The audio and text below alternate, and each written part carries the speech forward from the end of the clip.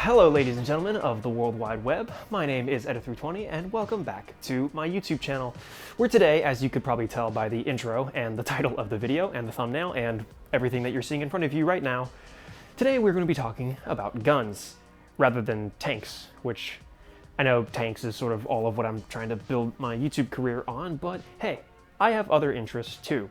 And indeed, firearm collecting has become one of these things that I have been getting really into. So just as a quick precursor to this video, this is indeed part 2 of my overall series covering my entire firearms collection. I did make one video going over all of the guns that I had at a certain point, but I think my gun collection at that time was really small, whereas now it is a lot larger. Anyway, so this is part 2. Part 1 was me covering my model of 1897 Winchester shotgun, so if you're interested in seeing that, go check it out. If you'd like to see extended cuts of these videos and some extra behind the scenes content, go check out my Patreon, link is in the description. You can help support me financially, but also get to see some extra content. You get a new channel on the Discord exclusive to you patrons where you guys can talk to me. You guys know how this goes. Leave a like, ring the bell, do all that stuff. I like to get it out of the way at the beginning of the video. But without further ado, I think I'm gonna get my ugly mug out of the camera and you guys can take a look at these pretty guns. So, what I have for you all here today are 2 British service rifles. Particularly, these are immediately recognizable as Lee Enfield style rifles. And the 2 examples that I have for you all here today are the rifle number 1 Mark III, formerly known as the short magazine Lee Enfield Mark III, and the rifle number 4 Mark I, formerly known as, well, the rifle number 4 Mark I. These rifles are absolutely iconic, and I wanted to do videos on them for quite a long time. By following my channel long enough, you know that the number 4 here particularly is the first gun that I ever bought in my entire life. It's the first firearm that I've ever owned, so I really do. I like Lee Enfields. I'm a bit of a Lee Enfield guy, I gotta be honest. You Brits, you guys did something pretty cool here, and I really fuck with it. But where are my manners? I think it's best to, before we dive into the rifles themselves and their features and what I like about them, everything like that, I think it is a little bit time for a history lesson, because of course that's what I like to do. Now, like I said, probably in my Winchester video, I am not C&Rsenal. I'm not gonna give you guys like a whole 3-hour-long historical deep dive, but I do wanna hit the notes of the developmental history for these guns, because developmental history is the stuff that I find the most fascinating, both in tanks and in firearms. So the long and short of this, in case you are not familiar with Lee Enfield rifles, is this is the earlier pattern of Lee Enfield. More or less, we could say that this is the World War I Lee Enfield, and then this is the later pattern, commonly regarded as the World War II Lee Enfield. And that actually is mostly true for this one. This is definitely the World War II rifle. This rifle was actually introduced into service in 1941. So actually while World War II was going on. So this is definitely the World War II rifle. Where we get kind of caught up is that this rifle did also see service in World War II, in fact, quite extensively.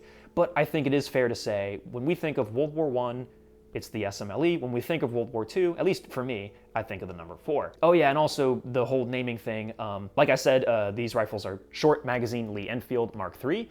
In 1926, the British are going to change their naming scheme for rifles. So this goes from short magazine Lee Enfield Mark III to rifle number 1 Mark III. And from 1926 onwards, they keep up that naming scheme. There's a rifle number 2, a rifle number 3, and then this becomes rifle number 4 Mark I.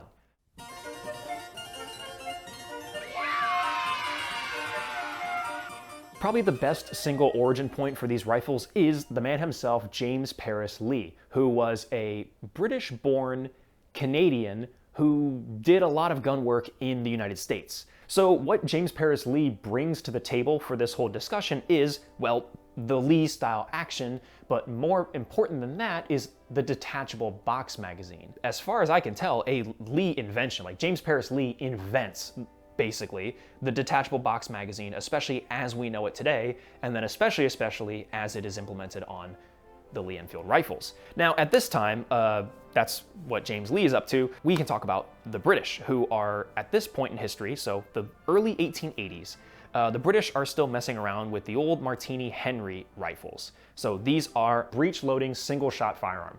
So you open the lever, you stick a cartridge in, you close the lever, you take your shot, open the lever, stick a cartridge in, close it, take your shot, open the lever, you get the idea. Also, more importantly, smokeless powder. which is basically raw gunpowder. It doesn't burn very efficiently. It is prone to getting fouling all gunked up in the action of your rifle. And when you fire, you get huge plumes of white smoke that pop out the end of your muzzle. If you ever watch footage of any old like Civil War reenactments or like Napoleonic battle reenactments, anything like that, you'll see clouds of white smoke and the battlefield becomes very obscured very, very quickly. So that was black powder. Now, by this time in history, we do have self-contained metallic cartridges. You know, we're not quite pouring gunpowder down the barrel and putting a ball in and then ramming rods. Like, we're not doing that anymore.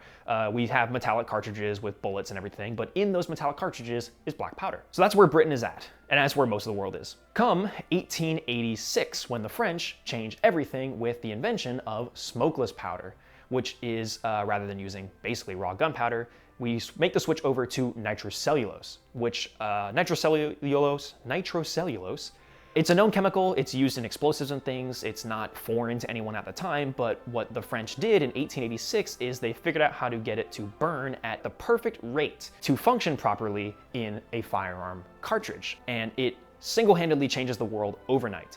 It is introduced in the Lebel rifle model of 1886.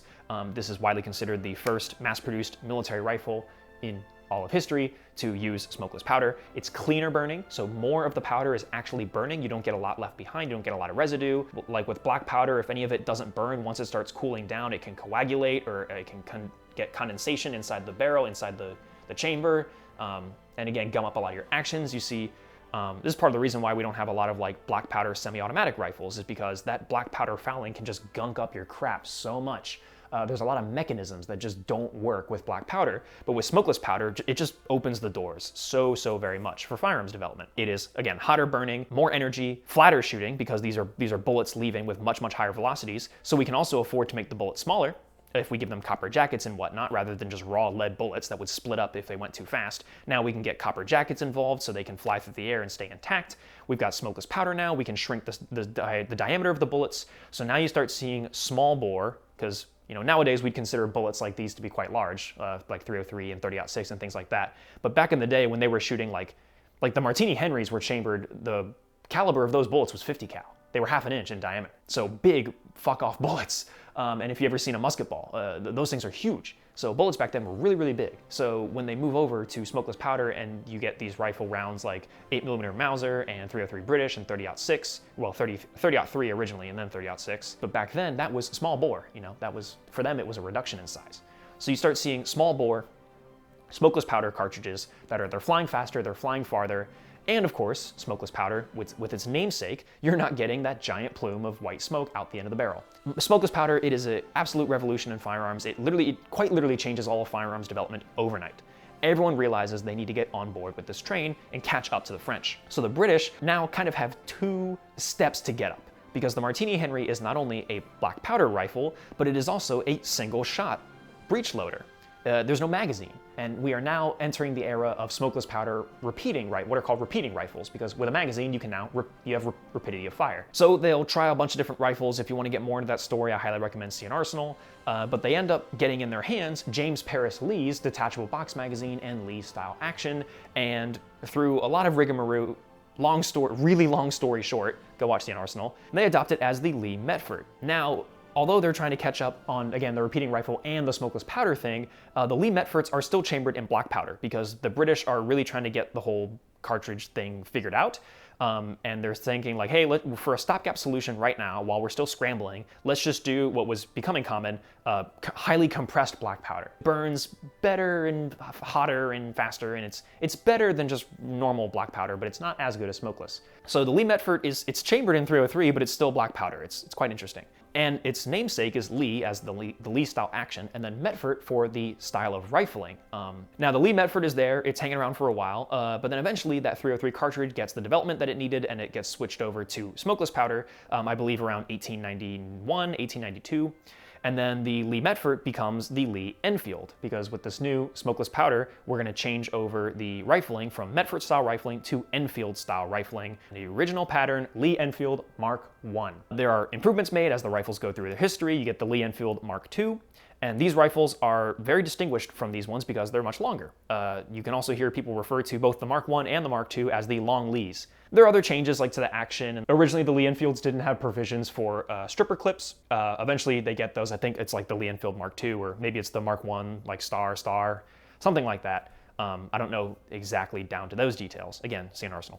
I don't have that off the top of my head. So in that period, from the early 1880s to about the mid 1890s, we've gone from the Martini-Henry single-shot black powder rifle to a detachable box magazine repeating smokeless powder rifle, from the Martini-Henry to the Lee Metford to now the Lee Enfield. So to get to this rifle that we have in front of us today, there is one last evolution that we have to cover. So also during this time, towards the end of the 1890s, while they're still doing developmental work to continue on with the Lee Enfield series of rifles, complaints are coming in from both the infantry and the cavalry. Particularly, both units are upset with the length of their current service rifles. The infantry are complaining that the rifles are too long, and the cavalry are interestingly complaining that the rifles are too short. The new smokeless powder cartridge for the cavalry meant that their short Lee Enfield carbines, the blast coming out the end of the muzzle was too much, the flash was really intense, and the balance of the rifle was all sorts of thrown off. The recoil feeling was not good, and just on the other side, the infantry just quite obviously didn't like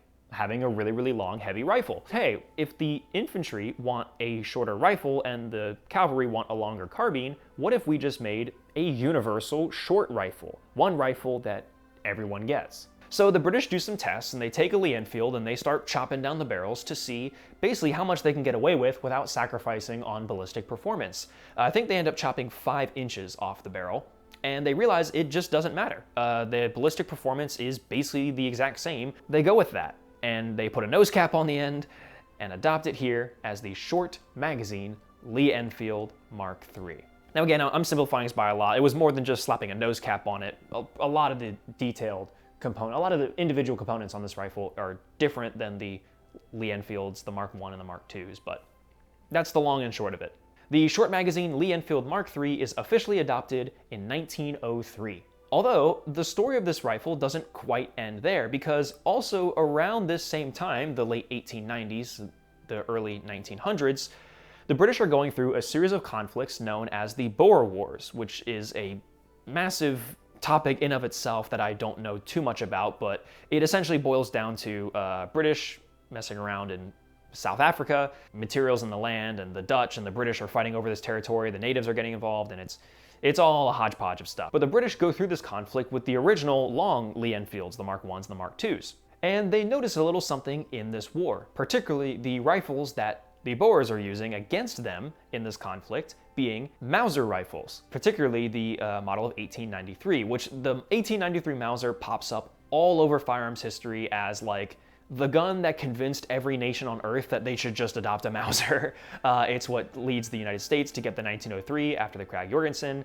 and it has a lot of influence on the British fielding the long Lee Enfields against the Boers, and they come out of that war and think, man, a Mauser-style rifle is actually pretty freaking cool.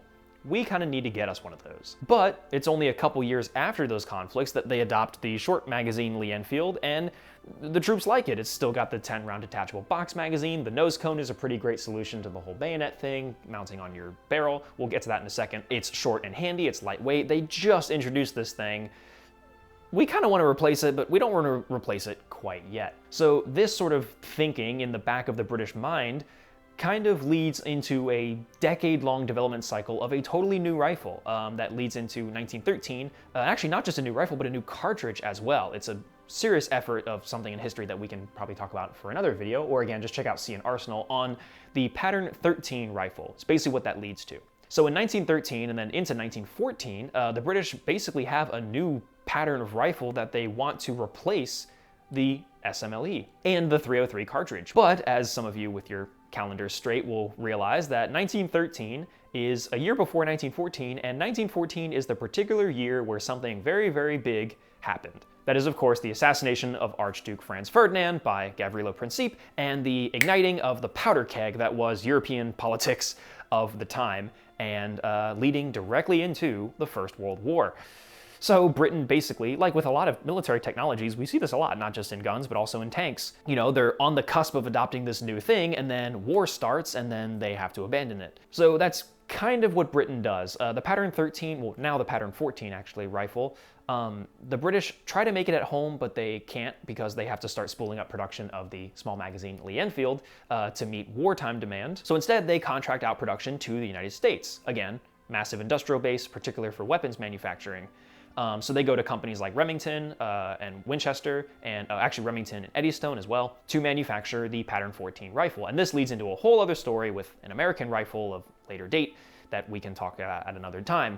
But just know that the Americans end up building the pattern 14 rifle for the British, and it's kind of used as a substitute standard for the British throughout World War I. Oh, and they rechamber it for 303, by the way. They canned that new cartridge they were working on, they go back to good old 303, and they rechamber that pattern 14 rifle for 303.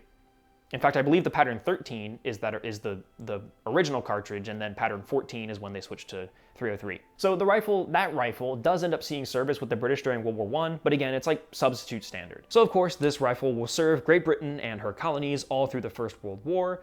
These rifles will be produced not just in the UK, but they'll also be built in Australia in a factory called Lithgow, and they'll be built at a factory called Ishapur in India, or then the British Raj, modern day India. And these rifles will see sterling service through the 20s and 30s, all the way through World War II. In fact, into World War II, the Australians and the Indians actually never get rid of the SMLE. They use them throughout the whole war, mostly because those two do not make the switch over to the number 4.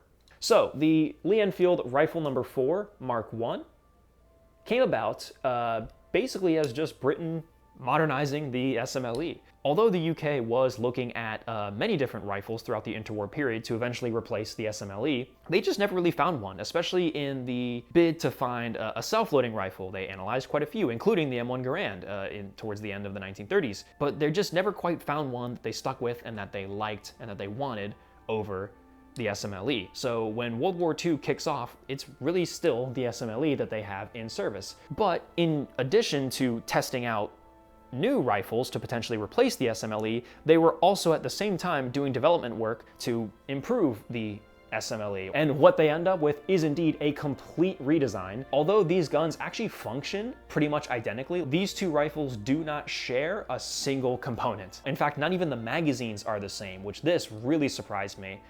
When I first bought this rifle, I thought, oh cool, it's gonna have the same magazine as this one, so they're interchangeable, so cool, now I have two magazines that I can potentially have for these rifles. But no, actually, the mechanism, if I can show, the system in which these clip into the rifle, the notches on the SMLE magazine and the rifle number 4 magazine are different. You can also tell differences just in construction. You have the number 4 with you kind of have that reinforcement on the bottom of the magazine where these reinforced lines end. They don't make it all the way to the bottom, whereas on the SMLE, they make it all the way through to the bottom of the magazine. But otherwise, they're pretty much the same. Actually, the followers might be interchangeable. I haven't properly tested it, but they kind of look like it. That is basically the core philosophy of the number 4 rifle, kind of summed up in one part of, it's the same thing, it does the exact same job, and it pretty much works the same exact way, but it's been completely redesigned. A lot of the main reasons for doing this, firstly, was manufacturer simplicity. And two big changes of the number 4 is they put a heavier profile barrel on the rifle for more accuracy. They moved the rear sight from being right here in the middle of the rifle, and they bring them all the way to the back. And it's a rear peep aperture sight, which we'll take a look at in just a second. And that's kind of the big changes. This rifle was in development in the late 1930s, but it's not ready to go until 1941 is when the British finally are able to, well, basically pick themselves back up after the event of Dunkirk and switch production over from the SMLE to the number 4. I believe the number 4 probably was heading down the pipeline sooner than that, but I think it was the kickoff of World War II and particularly British troops having to land in France, the evacuation of Dunkirk, that put a hamper on the whole thing. But after Dunkirk, with the British having left behind a bunch of the SMLEs, hey, we've just got this new variant of the old rifle, thought up and drawn up, and we were about to adopt it anyways. And hey, our whole army just came back from France without guns because they left them all behind. So if we have to re-equip the army, give them the new one. So production for the number 4 will be set up obviously in the UK, but also in Canada and the United States. In Canada, the company Long Branch is going to be the manufacturer of Lee Enfield number 4s. And in America, it's going to be a company called Savage. So if you have a Lee Enfield marked for Long Branch, it's Canadian. If you have a rifle marked for Savage, it is American. Well, American made. They all went to Canada and Britain. So you kind of have this interesting divergence. Britain makes the switch to the number 4, Canada starts producing the number 4, but then Australia and India just keep making the SMLE because they already have the factories and toolings and provisions to do that. So you end up with this kind of interesting, in my opinion, this interesting split in the British Empire of the eastern part of the empire still using the SMLE because they have the domestic production and they just keep making their own rifles to equip their own army. And then on the western side of the empire, the British and the Canadians switch over to the number 4. I think is quite interesting and kind of fun. So I think that's just about it for the developmental history of the Lee Enfields. Let's take a closer look at these rifles now and see some of their features.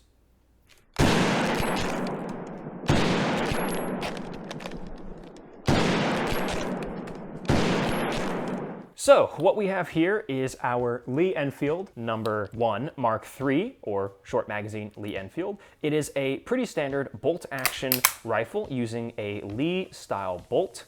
This particular bolt has 2 locking lugs on its surface. We have 1 locking lug that runs all the way across the top of the bolt here, and then 1 tiny, smaller locking lug here on the bottom at the back. So it is 2 rear locking lugs with a rotating bolt head. Actually, part of bolt disassembly is to screw this all the way off, but I'm not going to because I don't need to. You have your cocking piece back here with all of the proper grooves for getting caught on the trigger bar right here, which I'll show you in a second. And then this is your little safety notch. The trigger bar that I was talking about is up in here inside the action.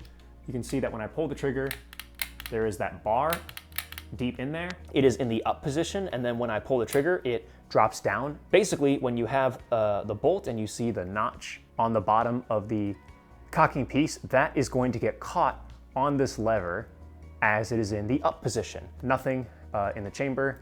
We are totally clear. So the bolt is free moving, and then as you get on the closing stroke, you reach the point where that notch is hitting the trigger lever and the bolt kind of gets stuck. So while the cocking piece gets stuck on the trigger bar, the rest of the bolt is free to be pushed forwards while the cocking piece is retained by the trigger bar, and then close it down. And then now your rifle is cocked and ready to fire. And of course, when you then pull the trigger, that drops the cocking piece and the rifle fires. This is what is commonly known as a cock on close action, because the motion that is exerted to prime the cocking piece and get the weapon ready to fire, that motion is exerted when you are closing the bolt, not when you are opening it. When you're opening the bolt, it's actually totally free. And in fact, because this is under spring pressure, when you go to open the bolt, all you have to do is just provide minimal effort and the bolt actually just flies open, which is really, really cool actually. I think this is part of why people often say that the Lee Enfield has such a fast working action. But also because cock on close naturally sort of lends yourself to effortless to open, and then as long as you just slam it home, you can make it a really, really smooth action. So it has the potential to be very, very smooth, very, very fast. In order to also demonstrate a cock on open action, I can bring in our good friend, the Springfield model of 1903, just as a quick guest appearance. This rifle is much the same as the SMLE in the sense that it's going to have a cocking piece here at the back, and pay attention to that cocking piece as I work the bolt. So right now it is in the forward position. When I grab the bolt and then I open it, you notice there it protrudes backwards, and now the spring has been cocked. There's a camming track and a camming action. The mere action of you opening the bolt cams the cocking piece backwards and primes the weapon to fire. So at this point, this requires no effort whatsoever. I've already cocked the rifle on the opening stroke. There's no extra effort towards the end. But it also means that the weapon is cocked and I can keep messing with the bolt, but it's gonna stay cocked. The only way to decock it is to, well, pull the trigger. Whereas the Lee Enfield, you can open the bolt back up and then that decocks it instantly. And then if you just hold down the trigger, which depresses that trigger bar, then the cocking piece doesn't get caught on the trigger bar and you can just nicely, gingerly shut the rifle up without cocking it, which I personally think, like, as a safety feature for just like casual shooting, I actually quite like that. I'm gonna take that out of here. I do have some more cameos planned for other rifles, so.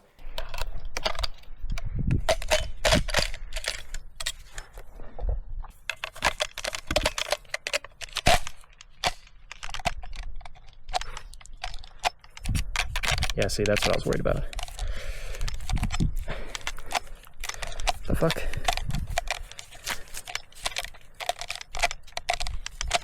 What the hell? Me when I... Yeah, I don't get it. There we go. So in addition to that Lee style cock on close bolt action, another iconic piece of this rifle is obviously the 10 round detachable box magazine, which is detachable via a little lever here in the trigger guard. It's a little difficult to actuate, actually. It's a bit stiff. And also the magazine itself is a little stiff, so if you kind of hold it like this and push in on that lever, and then you can take the mag out a little bit. Yeah, it fits in there really, really snugly. It is, actually my number 4 is a lot looser. I can show you that in a second, but this one takes a little bit of finagling. So the detachable box magazine, there is a lot of debate in the sort of the gun world and everything about whether or not this is actually all that useful of a feature for World War I. There are people out there who say that this is an absolutely amazing god tier feature to have 10 rounds on hand in a detachable box magazine, super ahead of its time, like single-handedly propels this rifle leagues above anything else that it was going up against at the time. And then there are other people who say, to be quite honest, it just doesn't matter at all. Obviously, the truth is kind of somewhere in the middle, although personally, I'm actually leaning more towards the god tier side of the argument than the it doesn't actually mean anything and it's kind of pointless side of the argument, because I just really do think that, especially for the time, having 10 rounds at your disposal, even if it wasn't a detachable box magazine, even if it was integrated, obviously so much superior than having 5 rounds. Now, I'm not trying to argue that the more rounds a gun holds, the better it is. Like, there's more that goes into it than just the magazine capacity, but having 10 rounds when everyone else has 5, you can stay in the fight longer. Like, in my opinion, that is something that I would really value when choosing a rifle. Now, them being put in detachable box magazines doesn't quite matter so much, because this isn't a modern day detachable box magazine. It is actually a late 1800s detachable box magazine, and the construction of the mag, as well as the doctrine of its use, reflects that. So nowadays, when we think of detachable magazines, we think of like ARs and things, and you take your empty mag out and then you put a new one in, and then you carry on shooting, and that's like really useful and really nice. Well, unfortunately, that is not how these were used in the First World War, although the original Lee Metfords, that actually kind of was the idea. Originally, with the Lee Metford rifles, you had your 10 round magazine, and the rifle itself had what was called a magazine cutoff, which was basically a little plate of metal, and you would push it in and it would slip in and cut off the magazine. It would literally block the magazine from being able to feed, and you would still use the rifle as a single shot rifle. Now again, with the original Lee Metfords, you did actually have 2 magazines.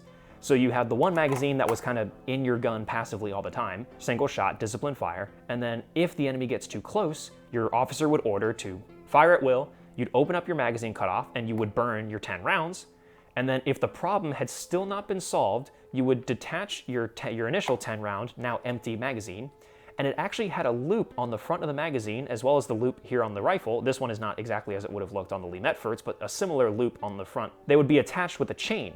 So you would detach your empty magazine and then it would just dangle off on a chain so you wouldn't lose it. And then out of your pocket, you would pull your second magazine and then you would stick it in, and then now you have 10 more rounds to help you deal with the problem. And if honestly, by that point, if you haven't dealt with the problem in 20 rounds, then chances are you're fucked. So, but still, there was that idea of issuing additional magazines, and the idea was that you would swap them when you ran out. That is very ahead of its time. Unfortunately, the British just don't do that. To be honest, it's quite a common theme with not just British firearms, but British tanks as well, where they always seem to be right on the cusp of this really, really amazing idea, and then just don't do it for some reason. Or they get like some really awesome tank, speaking from tank history, they're like right on the cusp of this really amazing tank. They goes through trials, they do all the things with it, and they go, man, this tank is awesome and amazing, and we really, really like it, and it's better than everything we have now, and there's some seriously advanced, groundbreaking tactics we can employ with it. and then they just don't adopt it or they don't use it. I really don't understand British military procurement. It is quite a mystery to me. But that's one of those things where they had that idea and then they just didn't do it. I think the idea was that these magazines were, when you load them with rounds, they're a bit hefty, especially more so than carrying around like strip clips. Again, like I said, the late 1800s construction of these magazines leaves a little to be desired. You can see how thin the sheet metal is on these magazines. Basically, we don't want our soldiers to lose them, and they're quite thin and fragile. They can get beaten up easily, and it's a bit expensive to issue the rifles with 2 magazines versus just giving them the 1 and then just telling them don't ever take it out, except for cleaning and maintenance.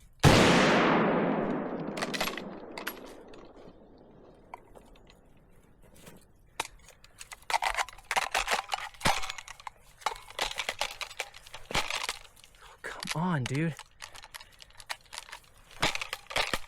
What is wrong with you? It's not rim lock.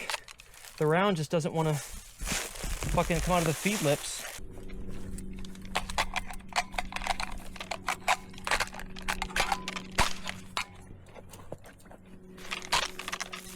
Oh my God. Get out, get out, get out, get out, get out. Get out of your head, man. Ready? Finally. Jesus. I give up.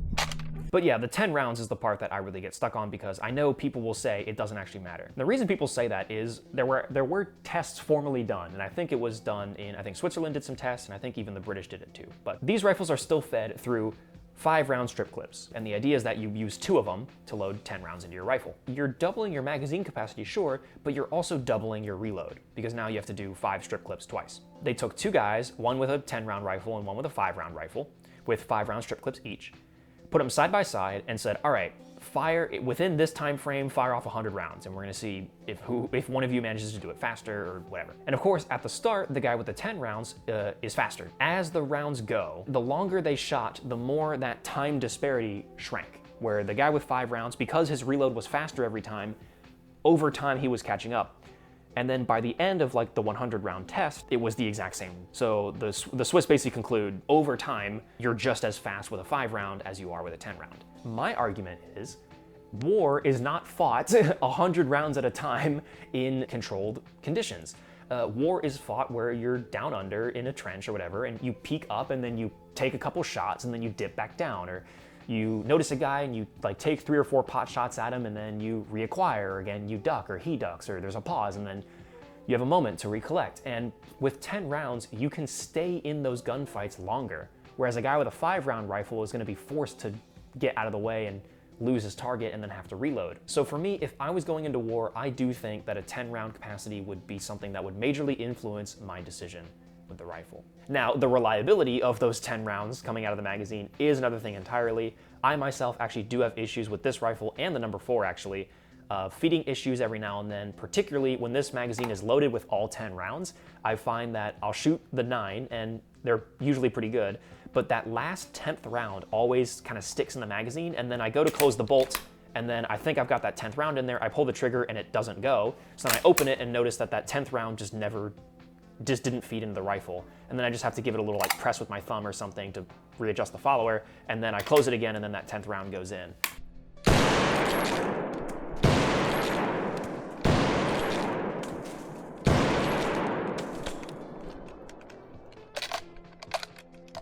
One round left.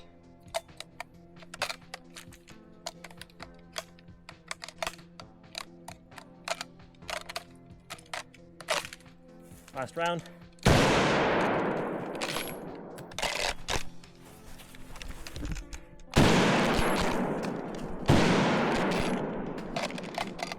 Failure to feed. Last round again. Yep. Yep. Ready? Cool. Oh, and one last sort of part of the mechanism of this rifle that we can talk about just briefly is the safety, which is just a simple lever, I guess, or a rotating little piece that you put it backwards for safe, and that locks up the bolt. Obviously the trigger is still functional, but it's not gonna do anything. So you lock up the bolt and then you can pull this back the other way, and then now that opens up the bolt. And that is what I was talking about earlier with that notch on the second notch. This little lever, I'm gonna keep calling it a lever, I don't think it's the correct term for it, but when you rotate it, it pushes a wedge up into that little notch.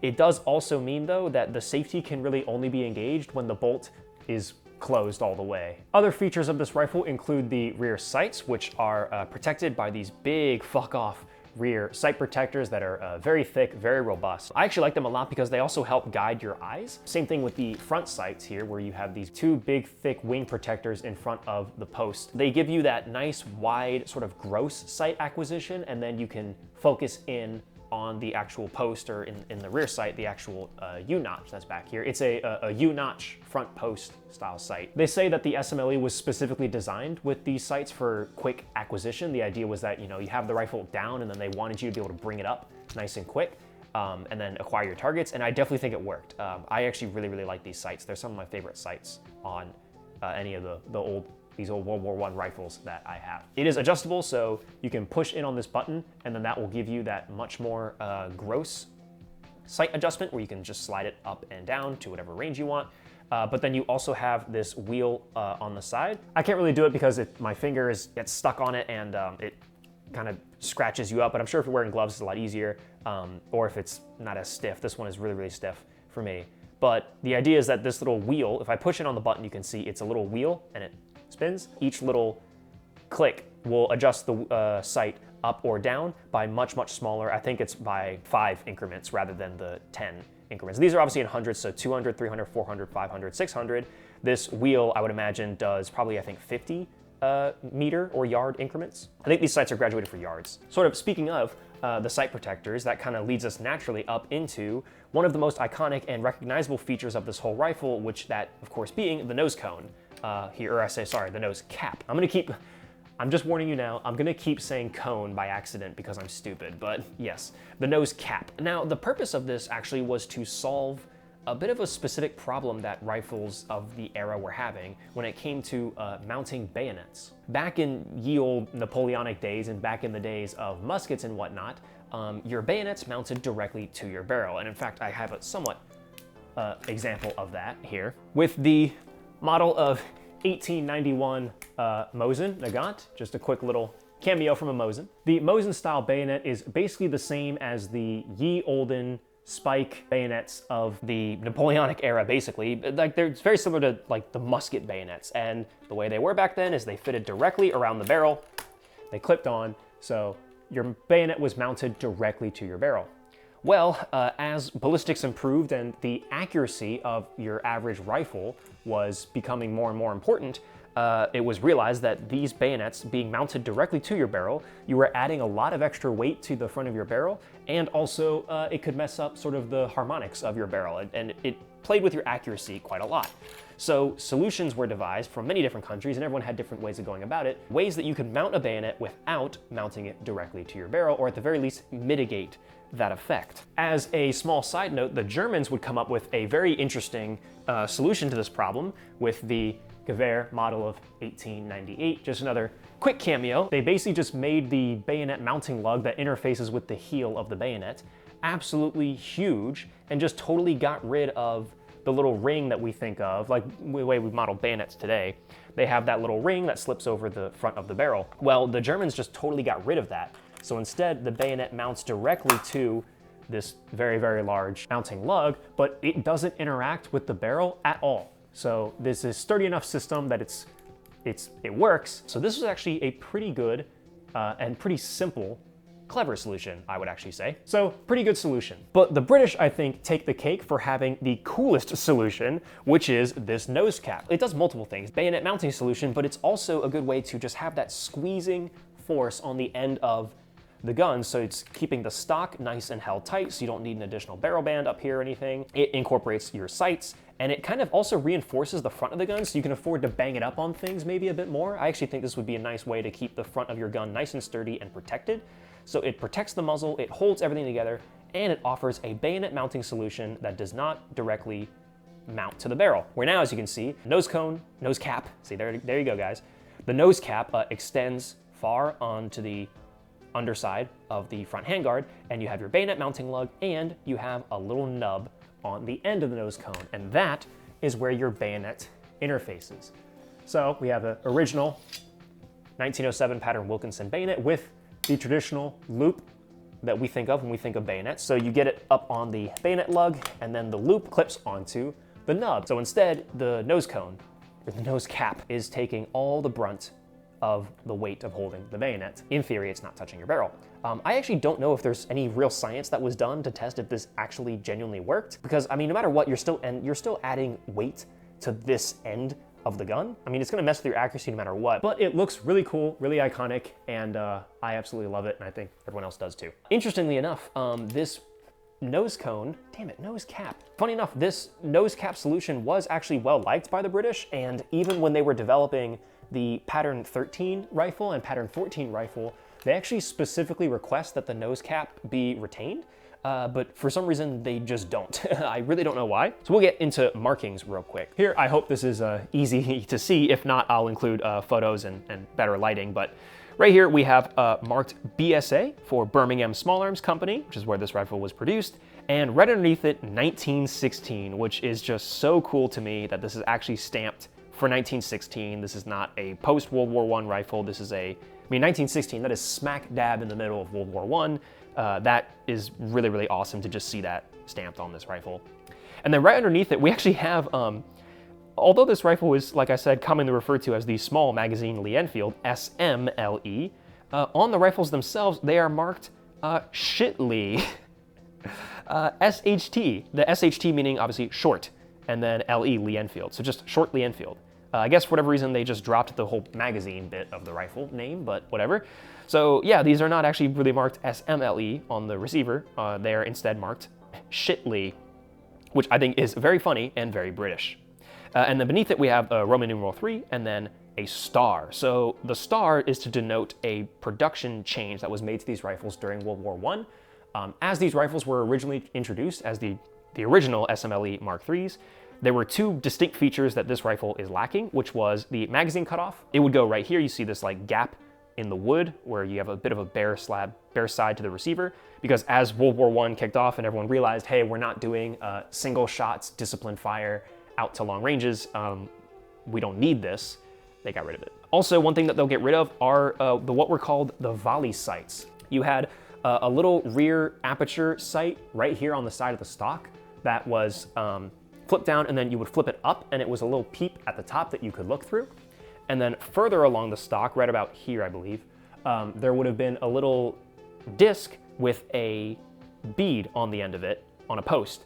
And then you would rotate that disc and you had indicated markings for the range, and you would rotate that disc with the bead, and that would raise and lower your bead in accordance to your range. And then you would use that in conjunction with your rear peep sight, and you would line that up, and it would basically allow you to shoot at incredibly long distances. So again, much more useful when you are in lines and in formations, firing disciplined fire. Not so useful in the trenches of World War I. So for the Mark III Star, they got rid of it, both the front and rear volley sights, and then they got rid of the magazine cutoff. So all just small things that aren't needed anymore to increase rate at which they could produce these rifles. Even cooler is that the Mark III Star pattern of rifle was introduced in 1916. So this is the first year of production for the Mark III Star, which is really awesome. Again, I can't express how awesome it is to have these old pieces of history and to be able to look right on the receiver and it says 1916 right there. It's just so cool. And so the last thing I really want to talk about with this rifle before we move on are the accessories that I have for it in particular. So we have on here, of course, the correct style of leather sling for the World War I British rifles. I think this sling is based off of the old Martini Henry style of slings, so these would have carried over onto the Lee Metfords and then the Lee Enfields.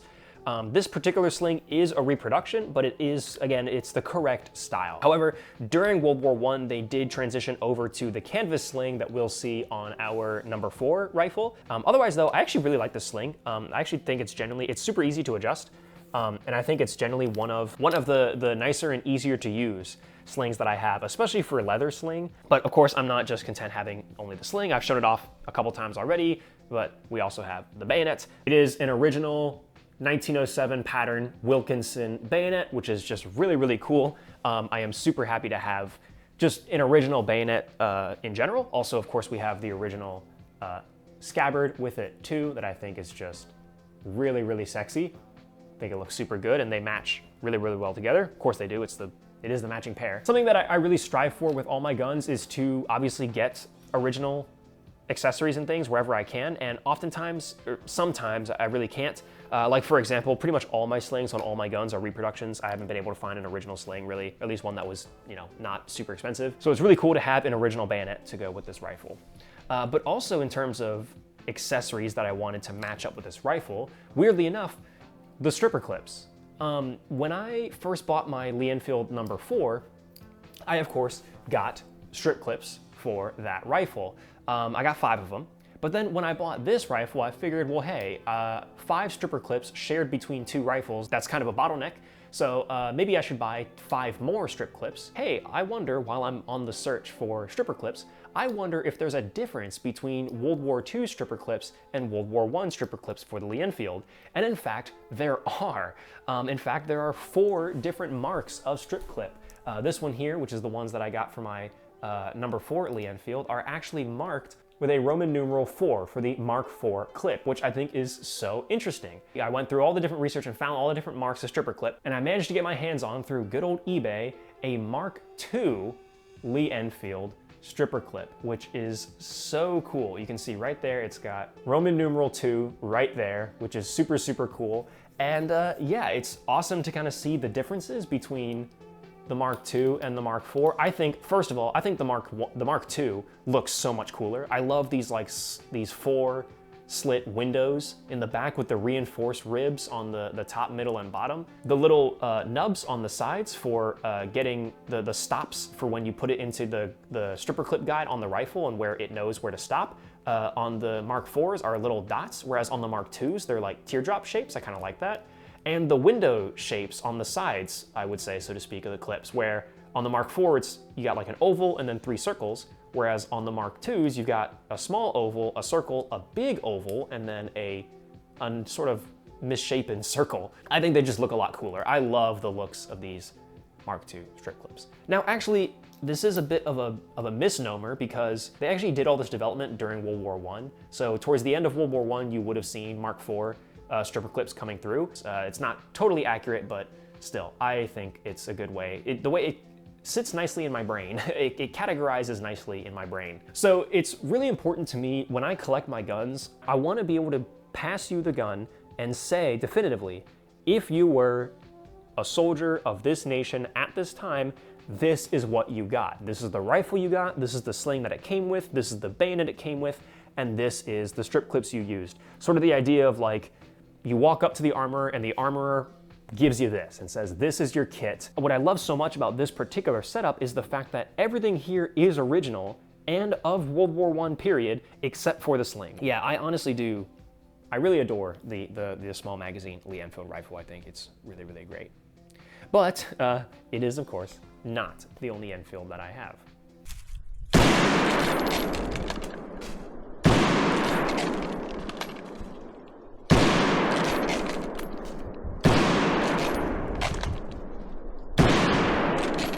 Of course, we have to pay a little bit of attention to the rifle No. 4. This poor gal has been neglected a little bit in this video, mostly because the SMLE just has so much history behind it. And admittedly, the No. 4 really is just the evolution on the SMLE. It really is just the next model. Like I said, the purpose of this rifle was to be a complete redesign, but it works exactly the same. All of the mechanics are identical. The safety is the exact same, albeit it's a slightly different style. It is still the exact same cock on close action.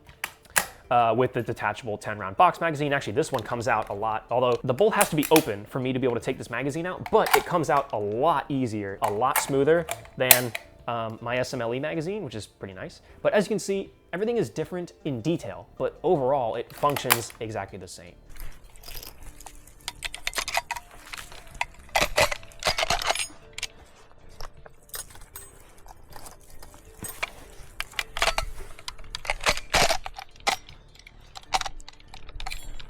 Mom, it happened again. I saw where it went. Yeah. Don't give me rim lock. I loaded them right, I swear. Wait, but the rim is in front of the other. I don't get it's. Oh, I think because. Wait, what?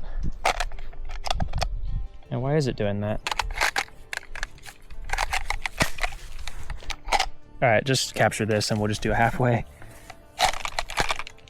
So here we can see with the bolts, again, this is pretty much the epitome of, it's the exact same thing, but just redesigned in every single way. Like there's no components that are shared here. You know, you wouldn't be able to swap out anything for anything else and have it work, but it is mechanically the exact same mechanism. The method of taking the bolt in and out of this rifle is quite different than it is on the SMLE, where, well, actually it's the same, but it functions a little differently. The way it basically works is you have that groove on the front of the bolt head. This groove gets notched in and rides along a rail on the side of the receiver here. So you put your bolt in, you depress this little button. It's a bit of a three-handed job. Then you push the bolt head over and then you push it and slip it onto that rail, and then that's how the bolt moves. So it's a little bit of a different system, I guess a bit more robust. And the way you take the bolt out is you have to, before the bolt gets there, you have to depress that button again so that when you bring the bolt in and you let go of the button pushes that bolt head up a little bit.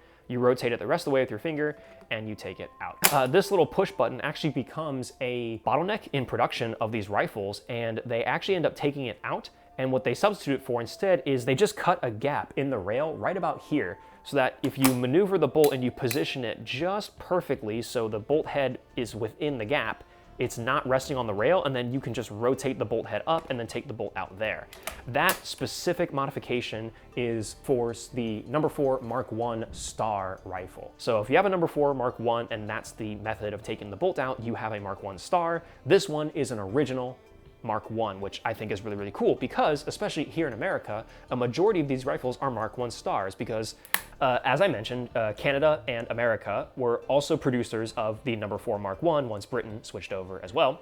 You had Long Branch in Canada, Savage in America, and pretty early on, the Mark I Star pattern was established, and so a majority of rifles specifically coming out of Canada and America were Mark I Stars. So this being a normal Mark I tells me that at the very least this receiver was a genuine British, or if it is a Long Branch or Savage, it is very early. In case you're wondering about the historical provenance of this exact rifle, this rifle, unfortunately, I really don't know like anything about it at all. Unfortunately, there are no markings at all on this part of the receiver, and in fact, you can even see where they were ground away. So, and then on the other side, there is a serial number, but I think it's a fake, newly put on serial number, and also not fake, like I think it is genuine, but would have been an import serial number probably.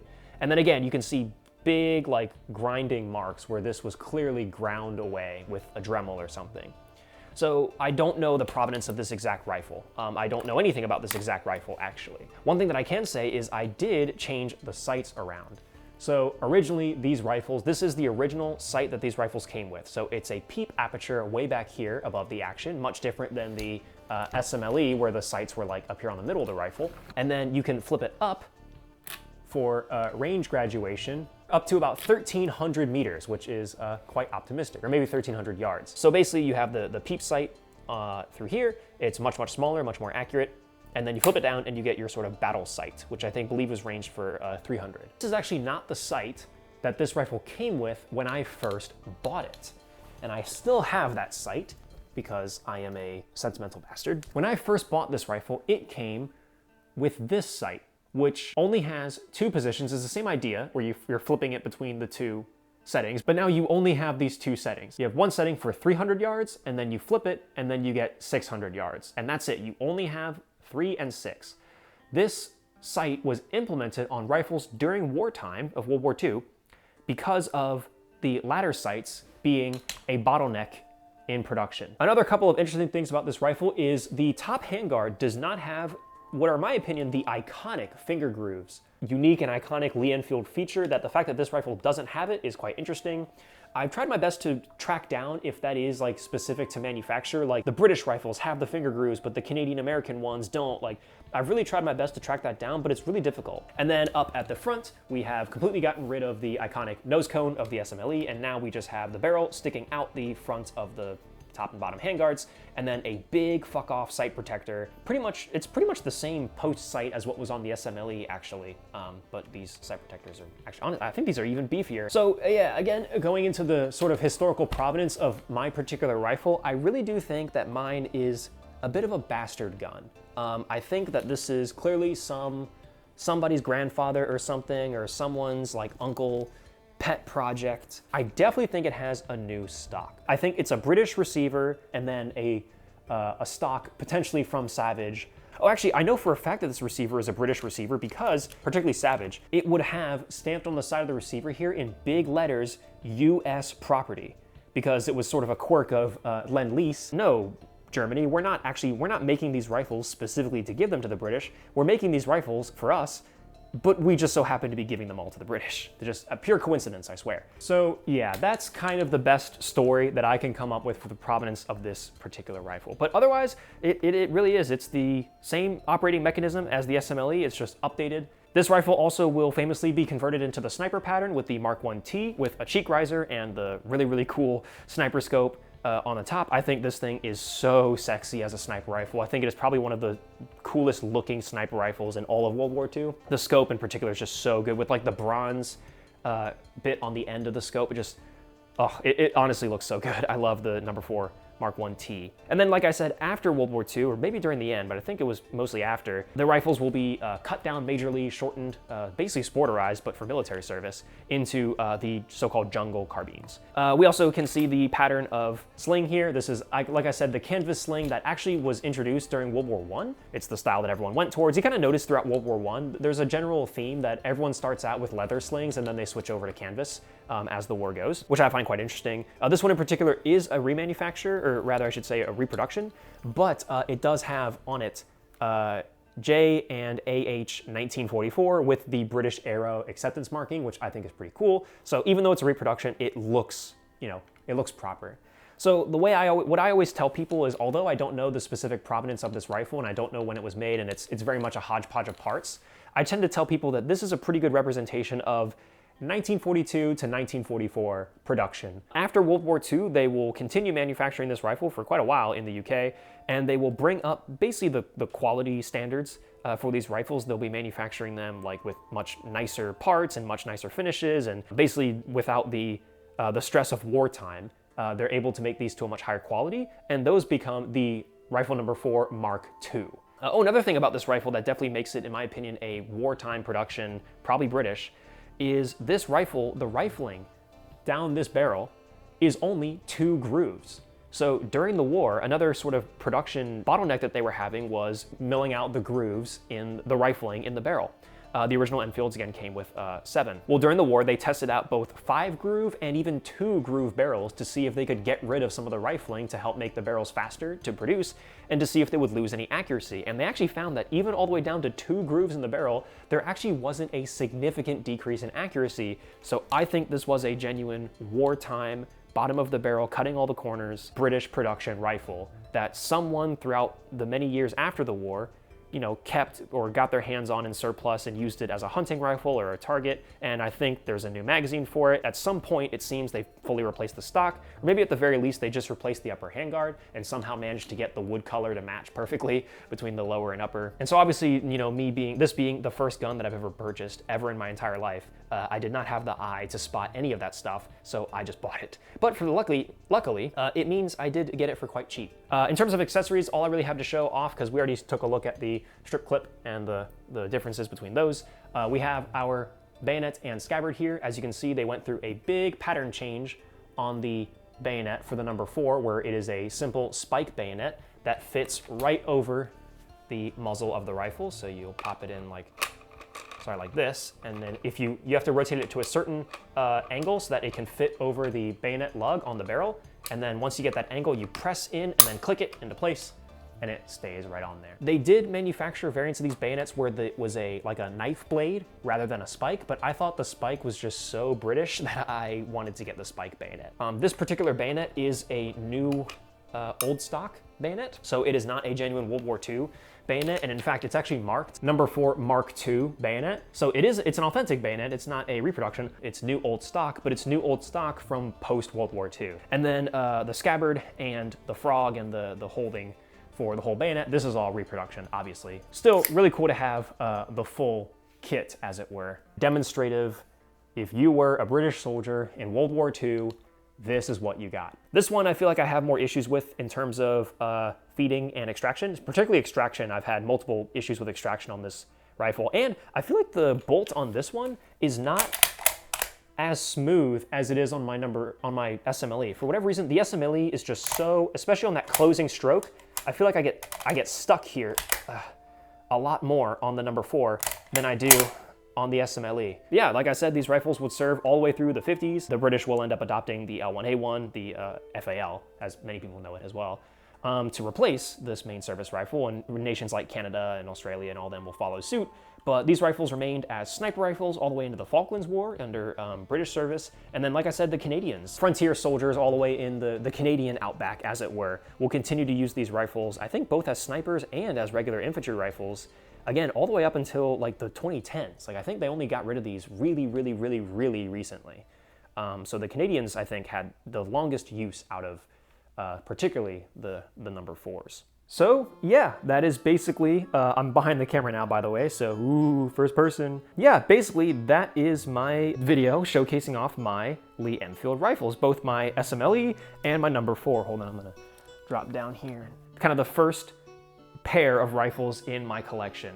Generally, I actually have done a pretty good job of somehow getting both the World War I and World War II examples of a lot of my rifles, even though I'm specifically trying to focus on collecting World War I rifles. So for the next little while, I think this video format will take on sort of showing off 2 rifles at the same time, which I think is cool, and I'm happy to keep doing that. Basically, to kind of finish up this whole thing, I just want to give that final thoughts on the Lee Enfields.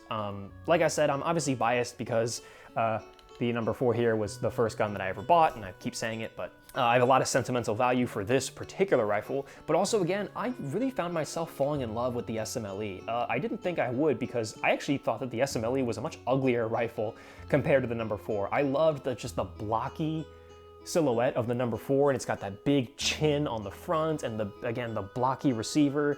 I just really love the lines on the number 4 rifle. So when I went looking for a Lee Enfield, I got a number 4 first, because this was the one that I knew and the one that I always wanted. I always thought the SMLE, it had too many curves and too many like weird geometries that I didn't think it looked very good until I got my hands on this one in real life, and it is so nice. I actually really think that there are things about the way this rifle looks compared to the number 4 that I actually prefer. The nose cap surprised me. I really thought I was gonna not like it, but just seeing one in real life, it's so much different than seeing one on photos.